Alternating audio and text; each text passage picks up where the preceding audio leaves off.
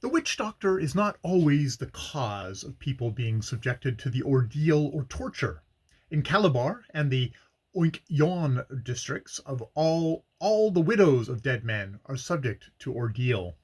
They have to go the next night after the death before an assemblage of chiefs and general surrounding crowd to a cleared space where there is a fire burning.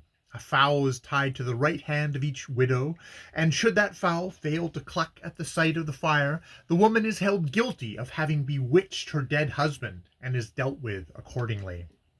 Among the Bantu, although the killing among the wives from the accusation of witchcraft is high, some of them being almost certain to fall victims, yet there is not the wholesale slaughter of women and slaves sent down with the soul of the dead that there is among the Negroes.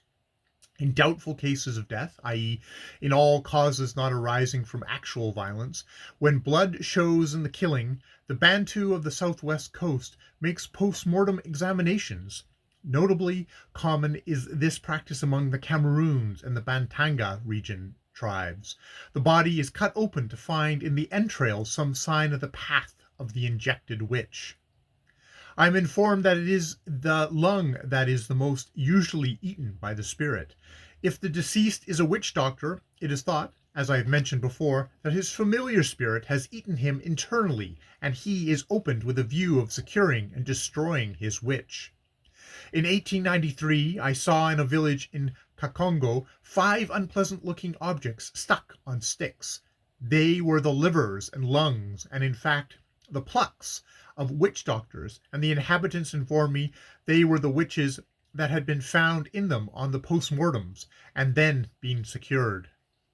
Mrs. Grenfell of the Upper Congo told me in the same year, when I had the pleasure of traveling with her from Victoria to Manditi, that a similar practice was in vogue among several of the Upper Congo tribes.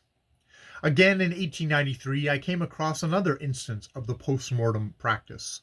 A woman had dropped down dead on a factory beach at Corsico Bay. The natives could not make it out at all. They were irritated about her conduct. She no sick, she no complain, she no nothing, and then she'd go die one time. The post-mortem showed a burst aneurysm. The native verdict was, she done witch herself, i.e., she was a witch eaten by her own familiar.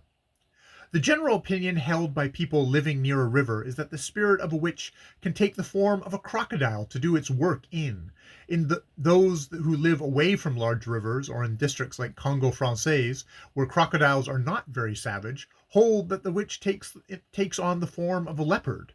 Still, the crocodile spirit form is believed in Congo Francais, and to a greater extent in Kakongo, because here the crocodiles of Congo are very ferocious and numerous, taking as heavy a toll in human life as they do in the delta of the Niger and the estuaries of the Sierra Leone and Cherbourg rivers.